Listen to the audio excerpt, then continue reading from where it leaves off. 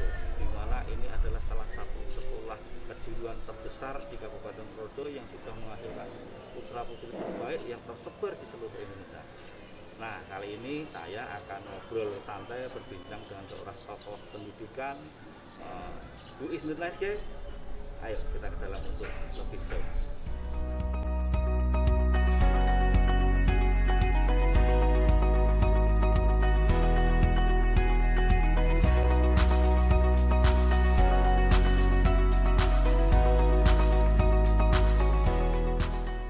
Assalamualaikum warahmatullahi wabarakatuh. Waalaikumsalam. Sobat pintar dimanapun Anda berada, kali ini kami bertemu dengan seorang tokoh pendidikan di Kabupaten Purworejo yang luar biasa, yang seluruh hidupnya hampir seluruhnya dicurahkan untuk dunia pendidikan. Kita perkenalkan, beliau adalah Bapak Dr. Andes Ari Edi Prasetyo MPA. Selamat pagi Pak Ari. Selamat pagi. Ya. Ini kami dari Gubuk Pintar Purworejo, Pak Ari. Kami bergerak di bidang pendidikan, khususnya bahasa. Jadi kami bergerak di desa-desa, kami memberikan pelatihan bahasa asing secara gratis. Kami ingin perjalanan hidup Pak Ari ini yang menurut kami luar biasa bisa diberikan ilmunya untuk adik-adik peserta Gubuk Pintar Purworejo. Gini Pak Ari, bisa ceritakan kepada kami bagaimana perjalanan hidup Pak Ari, khususnya kemudian bisa total menyumbangkan hidupnya di pendidikan ini, khususnya di Yayasan Pembangunan ini. Kalau nggak salah Pak Ari di pembina ya, ketua pembina ya. Pembina. Silakan Pak Ari. Iya, matur nuwun. Jadi kehidupan kami sebagai pendidik tidak lepas bahwa kami adalah turunan keluarga pendidik.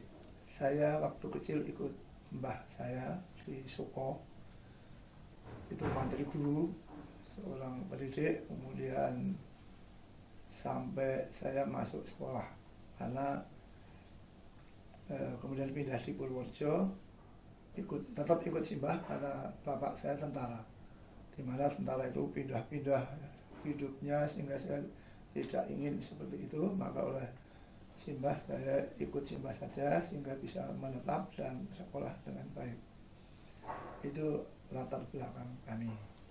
Kemudian juga simbah saya itu ketua Partai Masumi waktu itu, sehingga saya sering melihat bagaimana simbah saya itu memimpin rapat dan sebagainya, itu menjadi perhatian saya.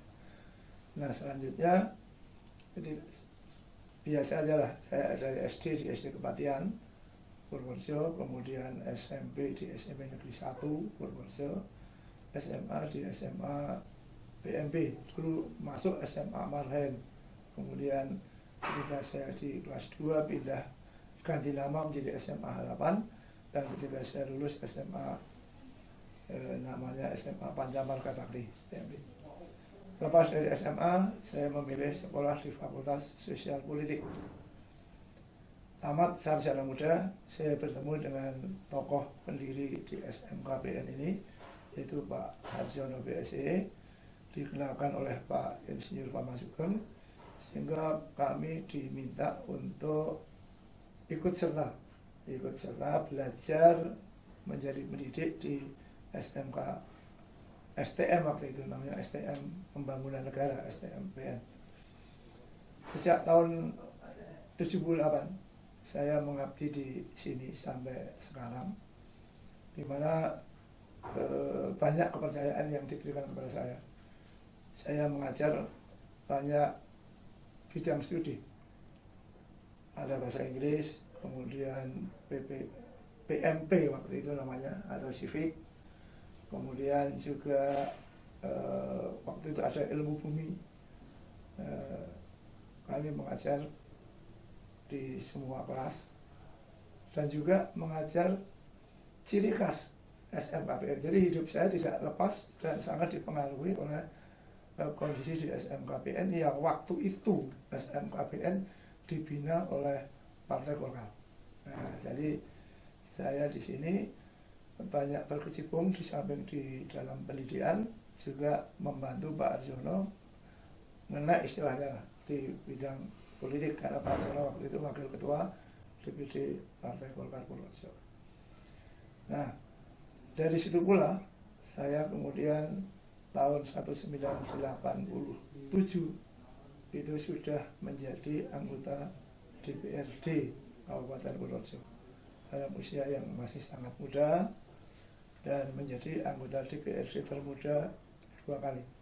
Itu pengalaman yang sungguh sangat mengesankan. Karena apa? Waktu itu bahwa ketua DPRD sementara sebelum terpilih yang definitif itu DPRD dipimpin oleh anggota yang tertua umurnya dan anggota yang termuda, sehingga saya 2 kali menjadi pimpinan DPRD sebelum pimpinan definitif itu ada. Sampai kemudian 4 periode saya menjadi anggota DPRD Purworejo sehingga masuk era reformasi. Di era reformasi saya tidak cocok. Saya tidak mau jadi anggota DPRD karena sudah berbeda. Ketika saya menjadi anggota DPRD sambil mendidik anak-anak di sini dengan bidang studi pula yang ciri khasnya SMKPN. Kalau di Muhammadiyah itu ada pendidikan ke Muhammadiyahan. Kalau di Taman Siswa itu ada pendidikan ke Taman Siswaan. Maka di SMKPN dan PN2 ini dulu ada pendidikan ciri khas yaitu kekaryaan, yang hakikatnya adalah doktrin Golkar yang dikemas menjadi sebuah pengetahuan dasar bagi anak-anak untuk mengenal dunia politik lewat perjuangan Partai Golkar. Nah, maka ketika era reformasi beda sekali. Waktu itu saya menjadi anggota DPRD selama 4 periode nggak pernah mengeluarkan uang, tidak pernah kampanye jelas, tapi tidak pernah ada uang untuk dan sebagainya. Tapi itu partai. Jadi kita hanya kampanye untuk partai karena dulu pakai nomor 1, 2, 3 dan sebagainya. Dan saya selalu di nomor yang urutan jadi. Jadi itu. Tapi ketika di era reformasi itu euforia politik demikian hebatnya sehingga orang-orang yang tidak tahu apa-apa, tidak punya latar belakang sosial politik, tidak punya pengetahuan tentang pemerintahan, itu bisa saja mencalonkan diri sebagai anggota DPR. Tapi ya tidak punya kemampuan, dia hanya punya berlandaskan pada kapital, yaitu dia punya uang, dia punya teman yang banyak yang dipengaruhi oleh kapital uangnya, sehingga dia jadi anggota DPR. Sehingga ketika menjadi anggota DPR ya tidak terhormat ketika kami jadi anggota DPR yang waktu itu dipilih betul. Jadi contohnya di fraksi kami, fraksi Golkar, itu ada 3 kelompok. Itu ada birokrasinya, ada TNI-nya, ada ABRI waktu itu namanya ABRI, dan ada Golkarnya. Kalau yang TNI atau Polri itu harus minimal pangkatnya mayor. Yang dari PNS kelompok B Beringin itu pangkatnya minimal 3B dan pernah menduduki jabatan struktural sebagai kepala bagian atau apa. Maka yang dari partai seperti saya ini harus menyesuaikan, orang-orang yang bisa menyesuaikan dengan teman-teman kami di fraksi, yaitu berpengetahuan seperti itu. Oke Pak Ari, terima kasih. Ini menarik sekali ya perjalanan hidup Pak Ari. Artinya betul-betul merintis dari bawah, the right man in the right place, in the right man in the right job. Saya tahu ini PN ini kan salah satu sekolah swasta terbesar di Purworejo. Ya. Bagaimana sih Pak Ari kiat-kiat Pak Ari dalam mengawal perjalanan STMPN ini kemudian menjadi sebuah sekolah yang besar, tetap eksis di pendidikan, kemudian juga bisa memberikan kemanfaatan untuk masyarakat? Jadi begini, kita mempunyai satu sifat yang khusus, di mana di SMK PN dan kemudian lahir PN2 itu kita mempunyai nilai-nilai kader kebangsaan yang kental. Kita meyakini bahwa apa yang kita laksanakan di sini untuk mendidik anak-anak itu tidak hanya sekedar mendidik putranya Pak Suto, Pak Noyo dan sebagainya, tapi kita meyakini kita mendidik anak-anak itu adalah bagian integral dari pemuda Indonesia. Nah, maka kita serius sekali bagaimana mereka harus punya nilai-nilai yang kental terhadap nilai-nilai kebangsaan. Apalagi pendidikan ini adalah merupakan salah satu bagian tak terpisahkan dari tujuan negara, yaitu mencerdaskan kehidupan bangsa.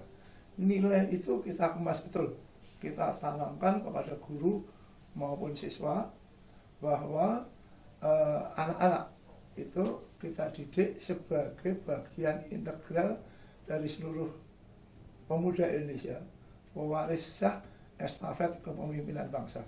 Maka kita persiapkan di samping dengan kurikulum wajib dari pemerintah, kita tambah dengan nilai-nilai kekaryaan, yaitu kejuangan bagaimana membuat sebuah bangsa itu mempunyai kepercayaan diri yang baik dengan kiat-kiat yang menyatu antara kepentingan masyarakat, kepentingan bangsa dan kepentingan negara. Maka di sini ada hal yang wajib untuk ditanamkan, yaitu kegiatan bela negara. Itu dilatih baik fisiknya maupun materinya. Itu meliputi 4 nilai-nilai kebangsaan yang berupa Pancasila, Undang-Undang Dasar 1945, NKRI harga mati, dan Bhinneka Tunggal Ika.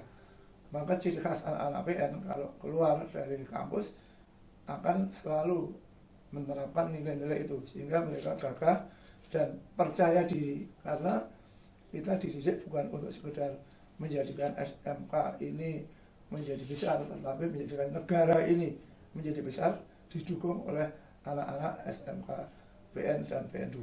Bahkan kita mempunyai satu program yang meyakini bahwa tahun 2045 itu 100 tahun Indonesia merdeka, kita harapkan Indonesia ini sudah menjadi macan Asia, dan pendukung dari Indonesia Jaya tahun 2045 kita harapkan dari anak-anak alumnus SMK PN, PN2 yang telah kita bekali dengan doktrin-doktrin kenegaraan bertumbuh pada 4 pilar tersebut, sehingga orang tua murid ini mungkin menjadi yakin dan percaya menyekolahkan anak-anaknya di SMKPN. Gitu. Ya. Pak Ari, tadi Pak Ari sudah sebutkan bagaimana PN ini bisa menjadi besar. Nah, ini kan bertepatan dengan momen 30 September, kemudian besok tanggal 1 itu Hari Kesaktian Pancasila. Ada nggak sih Pak Ari program khusus dari STMPN ini untuk kemudian bagaimana siswa ini betul-betul masih memiliki semangat perjuangan? Ada. Jadi begini, nanti siang sebentar lagi kita mengundang Arjuno. Arjuno itu singkatan dari anak-anak dan remaja junior SMKPN, yaitu anak-anak guru, cucu-cucu guru, cucu-cucu karyawan, untuk datang nanti jam 1 kita mulai tepat, itu menyaksikan film pengkhianatan G30 PKI. Maksudnya adalah agar mereka itu tetap mempunyai nilai-nilai jiwa kejuangan dengan Pancasila sebagai dasarnya, karena SMK ini didirikan oleh Kosgoro, salah satu pilar pendiri Golkar, yang mana Kosgoro itu dibentuk oleh Presiden Soekarno untuk membentuk kekuatan PKI. Maka nanti mereka akan kita tunjukkan inilah pengkhianatan PKI terhadap negara. Tapi sebelumnya kami beri ceramah dulu, karena itu anak-anak. Ini bagaimana kalau menurut Pak Ari untuk kedepannya, ada nggak sih cara-cara tertentu atau mungkin pesan-pesan dari Pak Ari bagi supaya kemudian hasil daripada tokoh-tokoh pemerintah itu tadi yang kemudian kebijakannya pendidikan itu bisa mendapatkan hasil yang baik? Terima kasih. Saya kemarin tadi malam mau lihat di handphone saya, yaitu Bupati Banyumas. Bupati Banyumas menjelaskan bahwa kaget ketika dia jadi bupati, itu ternyata gajinya hanya segini, ya, adalah jumlah yang relatif kecil. Padahal dia diusung oleh partai, dia diusung oleh masyarakat yang harus diopeni. Tapi dengan gaji yang kecil itu dan pengeluaran yang luar biasa ketika mencalonkan diri, ini menjadi tidak imbang. Maka ketika ditanya apakah itu merupakan satu indikasi untuk para pejabat itu menjadi koruptor, jawabnya malah mengatakan harus korupsi. Kalau tidak korupsi, nah inilah. Maka sistem itulah yang harus dirubah. Jadi kita sebenarnya sudah melenceng dari pembukaan, dari jiwa Pancasila. Nilai kebangsaan kita dalam rangka Pancasila itu ada bertumbuh pada sila keempat. Kerakyatan yang dipimpin oleh hikmat kebijaksanaan dalam permusyawaratan perwakilan. Nah, kalau itu dapat dilaksanakan dengan sungguh-sungguh seperti dulu, sehingga pejabat itu menjadi pejabat tidak menggunakan uang. Karena apa? Untuk menjadi bupati itu dipilih oleh DPRD kabupaten atau DPRD kota. Kemudian untuk menjadi gubernur dipilih oleh DPRD provinsi. Untuk menjadi presiden dipilih oleh MPR. Nah, ketika kita sekarang menjadi euforia politik, menjadi mendekati kepada asas-asas demokrasi liberal yang kemenangan itu ditentukan oleh banyaknya suara, 1/1, itu kita tidak usah ngomong itu apa, tapi itu kalau sudah bicara tentang 50%+1 itu sudah liberal. Maka kita kalau untuk itu mengembalikan kepada nilai-nilai Pancasila itu dengan cara perwakilan. Tapi karena sekarang ini sudah terlalu banyak orang-orang yang menikmati gaya politik yang seperti itu, yaitu bahwa para peneliti ada proyek, kemudian di masyarakat ada mengemas itu dengan, meskipun dikatakan bahwa anti politik uang dan sebagainya, tapi itu nonsen. Yang tidak menggunakan uang pasti tidak terpilih bagaimanapun baiknya itu.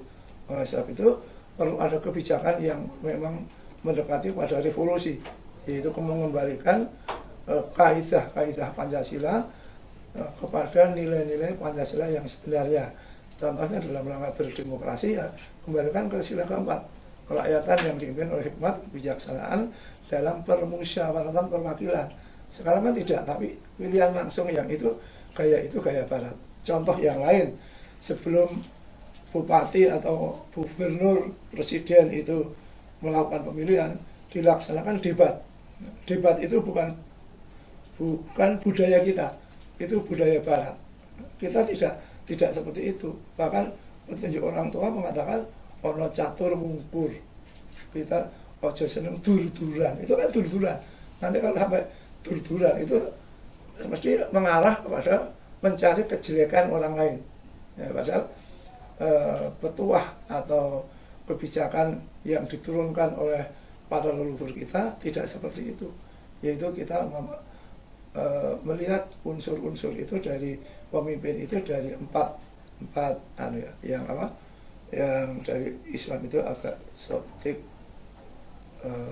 amanah, tablik, fatonah. Nah, itu yang dikemas. Kemudian ada juga petunjuk Jawa itu bibit, bobot, bebet dan sebagainya. Itu harusnya kita pertahankan sebagai kasanah budaya demokrasi yang bisa aja diadakan satu renovasi sedikit-sedikit sesuai dengan zaman modern ini, tapi tidak tercerabut dari akar budayanya. Kita ini sudah tercerabut kan. Jadi sifat demokrasi kita sudah demokrasi liberal. Bahkan perekonomian kita sudah perekonomian yang bersifat liberal, sehingga persaingan itu diberikan persaingan bebas. Dulu zaman dulu ekonomi, contohnya kita ingin membuat rice mill, gilingan padi, itu harus punya jarak sekian kilo dari kan yang ada. Untuk apa? Karena agar bisa payu dan eksis. Karena banyak kebanyakan ini kan kredit, termasuk pom bensin. Pom bensin itu harus jaraknya sekian puluh kilo, sehingga diyakini ini payu dan kreditnya bisa lancar. Sekarang kan dibebaskan, seperti ini kan liberal sudah. banyak kebebasan berekonomi bisa nggak usah diatur oleh negara, yang penting semua sing payu ya payu. Nah jadi itu yang harus kita sadari, dan kita kalau bisa ya kita kembalikan, tapi sulit. Saya yakin itu sulit karena DPR sendiri sekarang sudah kemasukan anasir-anasir yang non Pancasila, saya katakan begitu, karena sejak tahun, meskipun TAP MPR nomor 25 tidak dicabut, tetapi hak politik mantan atau putra putri keluarga komunis itu sudah dikembalikan, dan itu kemudian terjadi banyak yang masuk ke legislatif, bahkan termasuk Kacep Taning itu dengan sangat bangganya membuat buku yang berjudul Saya Bangga Sebagai Anak PKI, dan sebagainya, sehingga dan kita mendapatkan reward itu ya. Mendapatkan reward. Nah, saya sejak tahun 99 menjadi tenaga ahli di DPR RI. Itu melihat bahwa kondisi kekuatan komunis cukup kuat. Karena apa? Komunis itu nggak ada yang bodoh. Jadi terapan untuk menjadi kader itu tidak bisa loncat. Jadi kalau dari sini ke pimpinan desa ya pindah kemanapun, nanti pimpinan desa lagi, kemudian baru kecamatan dan sebagainya. Dan ada diskusi-diskusi yang hebat yang menjadikan bahwa mereka itu mempunyai pengetahuan yang hebat. Maka orang-orang komunis yang di DPR RI itu rata-rata vokal, dan itu disenangi oleh rakyat. Kevokalan Kacep Taning, kevokalan dari Oneng itu siapa dan sebagainya, itu dicintai karena mereka tidak tahu bahwa mereka itu sebenarnya komunis. Nah, jadi ini memang sudah gak repot, di samping orang-orang yang lain juga sudah menikmati gaya hidup seperti sekarang. Para peneliti bisa meneliti dengan biaya yang cukup banyak. Orang-orang yang di lapangan sudah bisa menjadi para agen-agen untuk pemilihan. Jadi ini juga uang yang cukup banyak. Kemudian juga para gubernur waktu itu terus mengeluarkan dana cukup banyak, kalau nggak salah untuk contohnya real itu untuk gubernur Jawa Tengah untuk sekedar membayar saksi saja sudah 30-an miliar untuk membayar saksi saja, belum untuk sosialisasi, untuk memberikan stimulan dan sebagainya. Artinya kos politik memang luar biasa. Wah, kos politik luar biasa. Dan itu kalau hanya mengandalkan gaji itu tidak bisa mengembalikan, apalagi membina yang sudah mendukung, contohnya partai politik yang mengusung, kemudian para tim sukses dan sebagainya. Nah, jadi masih berkeinginan Pak Ari untuk di dunia politik? Saya insan politik. Saya sejak katakan tadi, saya cucunya yang itu tokoh Masumi. Tapi saya tidak ingin masuk ke sistem dalam artian menjadi pengurus partai, kemudian mencalonkan diri sebagai anggota legislatif atau menjadi eksekutif, enggak. Tapi saya mengamati, dan karena saya di Golkar, kalau ada perilaku Golkar yang kurang sesuai dengan anggaran dasar rumah tangga, saya akan mengkritik. Karena saya sebagai Ketua Soksi, salah satu pilar pendiri Golkar, saya berkewajiban untuk meluruskan jalannya Golkar, meskipun sekarang sudah menjadi partai. Nah, itulah yang saya bisa sampaikan untuk yang ditanyakan terakhir. Saya tidak ingin lagi untuk menjadi anggota DPR maupun yang lain atau menjadi pengurus partai, tapi saya tetap berpolitik, karena politik itu tidak harus masuk partai politik. Jadi kalau kita berpikir tentang negara, berpikir tentang masyarakat secara luas, berpikir tentang bangsa, itu berpolitik. Saya mendidik anak-anak di sini untuk cinta bangsa dan tanah air, untuk selalu tegak dalam rangka 4 pilar berbangsa, itu berpolitik. Tapi itu politik yang etik, yang sesuai dengan politiknya Plato, Aristoteles dan sebagainya. Tapi kalau politik yang sifatnya sudah konkurensi, menghalalkan segala cara untuk menang, itu Machiavellis. Saya tidak di situ. Artinya jangan pernah menanyakan kepada negara apa yang bisa kita dapat, tapi berikan apa yang bisa kita berikan kepada negara. Ya, kira-kira seperti itu. Tapi saya tidak menggunakan bahasa itu, karena itu asli bahasanya orang Amerika. Tapi yang terbenar apa Pak? Ya, yang terbenar bahkan saya tetap kembali merujuk ke dalam, yaitu petunjuk para leluhur kita bekerja itu sepi yang pamrih, pamrih yang karib. Jadi bukan tidak ada pamrih, ya, tapi sepi, sepi kan. Ya. Tanpa pamrih, vokal. Manusia yang masih hidup normal masih punya pamrih, tapi sepi. Ini terkait dengan semua tadi yang kita bicarakan. Kebetulan saya akan mewakili dari Gubuk Pintar Pak Ari. Ya. Tadi sudah kita sebutkan di awal bahwa Gubuk Pintar ini sebuah kegiatan sosial kemasyarakatan di mana kegiatan ini memang langsung terjun ke masyarakat dan desa-desa. Kita memberikan pelatihan bahasa asing secara gratis, tapi bahasa asing yang kita pelajari, tapi bahasa Indonesia dan negara Indonesia yang kita cintai. Dan dalam kegiatan itu pun kami selalu mengawali dengan menyanyikan lagu Indonesia Raya, Pak Ari. Nah, dari kegiatan kami, Pak Ari, mungkin Pak Ari ada pesan-pesan untuk adik-adik yang, karena kebetulan kami memang ketika berkegiatan itu namanya donasi ilmu. Itu tidak ada batasan usia, tidak ada batasan jumlah, akan tapi hampir sebagian besar pesertanya itu adalah adik-adik usia pelajar. Nah, barangkali Pak Ari mau berpesan kepada mereka untuk hal-hal yang baik untuk masa depan mereka. Monggo silakan. Ya, jadi begini, yang paling pokok bahwa belajar itu tidak mengenal waktu, tidak mengenal usia dan sebagainya, tetap selalu belajar dengan baik. Kemudian belajar itu juga harus mempunyai tujuan, jangan sampai ngelambiar. Jadi tujuannya apa?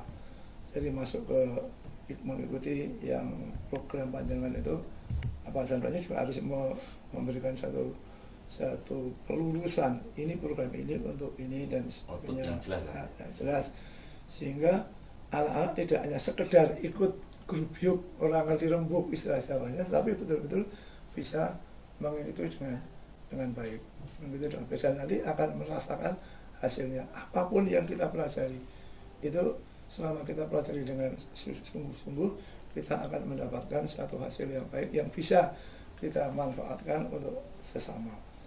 Maka pada adik-adik, tolong belajar yang baik. Ini kesempatan yang baik, bahkan dilaksanakan secara cuma-cuma dengan kesungguhan. Ini sebuah pengabdian. Ini pun harus ditunjukkan bahwa kita mengabdi itu tidak harus muluk-muluk, tetapi dengan belajar dengan baik dan nanti akan bisa dimanfaatkan untuk adik-adiknya, keluarganya. Itu sudah sebuah pengabdian. Dan menimba ilmu itu dalam agama juga merupakan sebuah ibadah. Maka oleh sebab itulah kita harus terus belajar, tapi tahu maksudnya. Saya mohon adik-adik, anak cucu-cucu saya di SMKP itu tidak berarti ngomong tuan di sekolah, tapi paham bahwa saya adalah bagian integral dari seluruh bangsa Indonesia yang mengharapkan anak-anak itu sukses, tidak hanya orang tuanya, tapi juga masyarakatnya, bangsanya, negaranya. Kalau ada seorang Habibie dari Purworejo, yang itu kan itu hebat. Ya, kalau ada Bung Hatta dari Purworejo, itu kan hebat. Apalagi Purworejo ini gudangnya para pahlawan.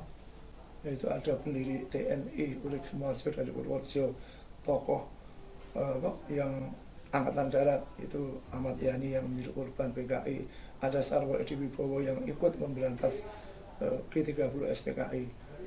Kemudian ada Mr. Wilopo, ada W.S. Supratman. Ini tauladan yang harus didalami oleh adik-adik di bawah kita, sehingga mereka itu bisa mengikuti jejak mereka. Dua pertanyaan terakhir Pak Ari. Yang pertama, apa sih harapan dan cita-cita Pak Ari yang sampai sekarang masih belum terwujud dan ingin diwujudkan untuk kedepannya? Saya hanya ingin menjadi orang yang berguna, jadi bermanfaat. Tapi nyatanya saya punya kesempatan untuk menjadi anggota DPR di Provinsi Labuan Pusat. Waktu itu saya dicalonkan karena saya punya yang cukup, tapi saya tidak ingin itu. saya lebih menjadi tenaga ahli yang itu dibutuhkan oleh para anggota DPR, sehingga saya bisa kalau ada yang lanjang-lanjang saya bisa meluruskan lewat tenaga ahli itu. Jadi saya ingin betul-betul kalau bisa bermanfaat bagi siapapun, maka saya tidak suka berkual-kual, tetapi saya tiap Jumat saya di masjid, tiap ada kesempatan saya mengaji dengan anak-anak. Saya ingin termasuk panjangan tahu mungkin juga Golkar Purworejo ini saya tidak ingin jadi apa-apa, tapi saya hanya ingin diakui sebagai sesepuhnya Golkar dari segi politik, sehingga saya bisa sebagai sesepuh itu kan bisa ikut sembur dan sebagainya. Kalau saya punya sedikit-sedikit saya bisa membantu, ada sembur, tutur, wur, itu yang saya inginkan. Jadi prinsip dasarnya ingin bermanfaat untuk masyarakat atau orang-orang yang membutuhkan saya. Nah, pertanyaan yang terakhir Pak Ali, kami biasa ketika kami bertemu dengan siapapun itu tokoh inspiratif, kami selalu ada challenge Pak Ali. Tadi Pak Ali juga sempat sampaikan bahwa meniti karir sempat juga menjadi guru bahasa Inggris. Nah Pak Ali, saya yakin Pak Ali juga senang nyanyi, setidaknya mesti paham bahasa Inggris. Nah, bisa disampaikan ke teman-teman Sobat Pintar mungkin sedikit saja dalam bahasa Inggris barangkali, atau nyanyi bahasa Inggris bolehlah, ini untuk hiburan untuk adik-adik. Saya nggak bisa nyanyi. Suara saya, Gitu saya ya? dulu di SMP juara pop singer. Nah itu saya tahu. Itu juara pop singer. Kemudian mungkin karena kesombongan saya, Tuhan mengutuk saya. Saya sakit selama hampir 1,5 tahun, tidak bisa bicara. Tenggorokan saya ini ada kanker tenggorokan, sehingga kalau melantun itu tidak bisa. Melantun tidak bisa. Tapi kalau bicara saya bisa. Tapi sejak tahun 90 saya tidak bisa menyanyi. Jadi kalau melantun itu tiba-tiba hilang. Itu yang saya bisa pesankan pada adik-adik, belajar bahasa Inggris itu sangat-sangat vital dan sangat-sangat penting. Karena apalagi di era sekarang ini, di era global ini, ketika kita akan berkomunikasi, bahkan bermain gadget aja, kita banyak kalau tidak tahu bahasa Inggris itu kita akan sangat kesulitan. Bahkan komunikasi dengan secara umum di masyarakat sekarang ini sudah lebih banyak menggunakan bahasa Inggris. Contohnya dalam rangka kita menanggulangi COVID, itu lebih banyak menggunakan istilah social distance. Jadi itu, dan juga yang lain-lain. Jadi kalau tidak mengerti bahasa Inggris, jelas itu akan sulit untuk berkomunikasi. Maka meskipun bahasa yang lain juga penting, tapi paling pokok bisa tahulah, saya tahu atau mengenal bahasa Inggris yang kalau saya dulu belajar dimulai dari vocab. Nah, jadi vocab diperbanyak dulu, kemudian baru merambah kepada yang lain. Jadi vocabnya lebih banyak saja. Contohnya kalau gini, kalau bahasa Inggris itu diibaratkan orang menaiki sepeda motor, maka melihat rambu-rambu itu nanti kita bisa mengendarai dulu. Kalau bisa sudah mengendarai, baru kita ke kalau ini dilarang, kalau ini dilarang. Jadi vocabulary itu diperbanyak. Setiap hari, kalau saya dulu belajar begini. Jadi setiap hari saya punya lintingan kertas yang panjang, ada bahasa itu, saya bawa tiap hari. Sehingga saya target satu hari saya harus hafal 5 suku kata, 5 kata bahasa Inggris. Sehingga dalam 1 bulan itu saya hafal 150 kata. Kemudian ya itu berlanjut terus. Jadi dan kita jangan takut untuk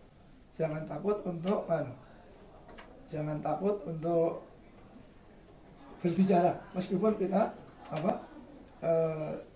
tidak. Kalau soal pinternya bagaimana, kalau tidak bisa tidak berani untuk mengatakan itu nonsens. Kita harus berani. Saya dulu di Malioboro ketemu turis, saya belum banyak bisa, tapi saya tanya aja. Saya coba tanya apa, what your apa nationality, dari mana, apa bangsa Tuhan. Kemudian dia menjawab, I am from Germany. Dan kemudian you can apa Indonesian speak. Oh no. Jadi kita kan kemudian ketika suatu saat kita ditanya oleh orang itu yang kita tidak bisa menjawab dengan bahasanya, kita bisa dengan menggunakan ini apa kode itu ternyata bisa. Jadi dia tanya ke saya, you can English? Yes, but only saya belum bisa mengatakan sedikit, tapi dia tahu. Baik, terima kasih Pak Ari atas obrolan kita kali ini. Insya Allah sangat bermanfaat, luar biasa, dan semoga Pak Ari sehat selalu. Amin. Matur nuwun. Sobat Pintar dimanapun Anda berada, itulah tadi perbincangan saya dengan Bapak Dr. Andes Ari Edi Prasetyo MBA. Beliau tokoh inspiratif di Purworejo yang bergerak di bidang pendidikan, dan alhamdulillah beliau juga orangnya sangat baik, humble, kemudian juga secara ilmu beliau memiliki kapasitas yang luar biasa. Dan mudah-mudahan apa yang kami obrolkan kali ini bisa diambil manfaatnya semuanya oleh semua sobat pintar dimanapun Anda berada. Sampai ketemu lagi. Adios. Assalamualaikum warahmatullahi wabarakatuh. Waalaikumsalam.